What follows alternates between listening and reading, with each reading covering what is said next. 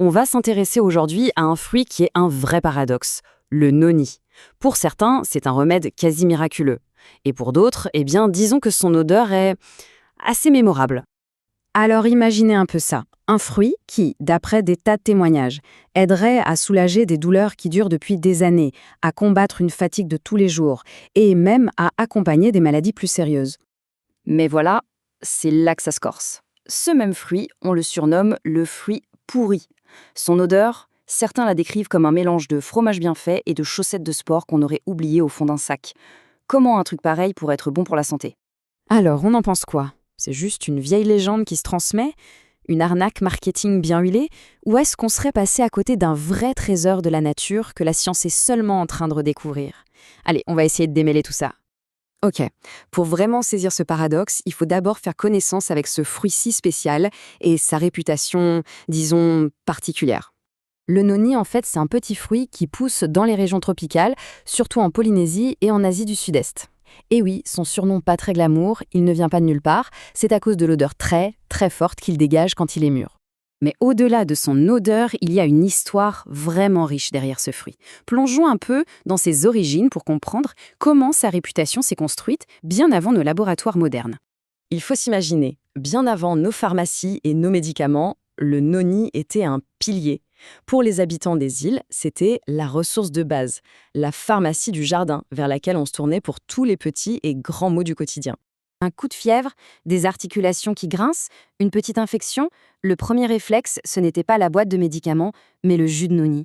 Une solution simple, accessible, qu'on allait cueillir directement dans la nature. Bon, cette réputation de remède ancestral, c'est une chose, mais que dit la science moderne de tout ça? Est-ce qu'il y a une explication rationnelle ou bien faite de ce fruit qui sent si fort? Et c'est là que ça devient super intéressant. Les recherches ont mis en lumière des composés assez étonnants. Le noni contient notamment une molécule très rare, la dankylante, qui aurait un rôle clé dans la régulation de notre système immunitaire. Mais attention, il n'y a pas que la dankantin. Le noni, c'est un vrai petit cocktail de molécules actives. On y trouve des antioxydants pour protéger nos cellules, des anti-inflammatoires naturels et bien sûr cette fameuse molécule qui aide nos défenses. Et tout ça, ça a des effets bien concrets. Des études scientifiques suggèrent que la consommation de noni pourrait aider à réduire les douleurs liées à l'arthrite, à améliorer la qualité du sommeil et même à aider notre organisme à mieux encaisser le stress.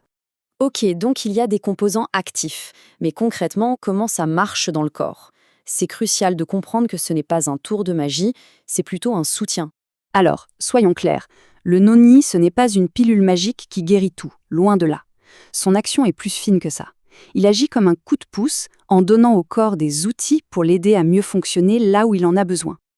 Pour bien comprendre, on peut faire une analogie toute simple, celle du café. Le café du matin ne guérit pas la fatigue, mais il donne l'énergie pour faire face à la journée. Eh bien, le noni, c'est un peu pareil. Il ne guérit pas, il soutient le corps pour qu'il puisse faire son propre travail. C'est donc hyper important de le rappeler, le noni ne remplacera jamais un avis médical ou un traitement. Par contre, on peut le voir comme un allié, un complément, pour aider le corps à retrouver son propre équilibre. Bon, tout ça, c'est bien beau, mais il reste une question très pratique. Comment on est censé consommer un truc pareil avec cette odeur? Heureusement, la bonne nouvelle, c'est qu'on n'est plus obligé de boire le jus pur.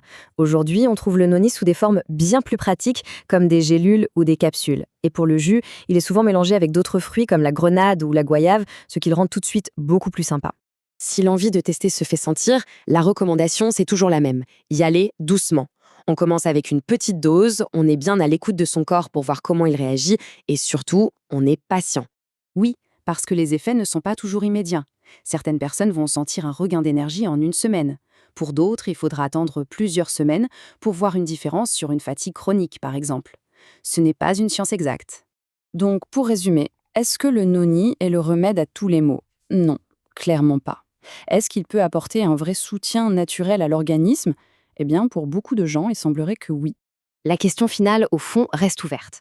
À une époque où on cherche de plus en plus de solutions naturelles pour se sentir mieux, est-ce que ce fruit, un peu oublié et qui sent si fort, ne mériterait pas finalement qu'on lui donne sa chance?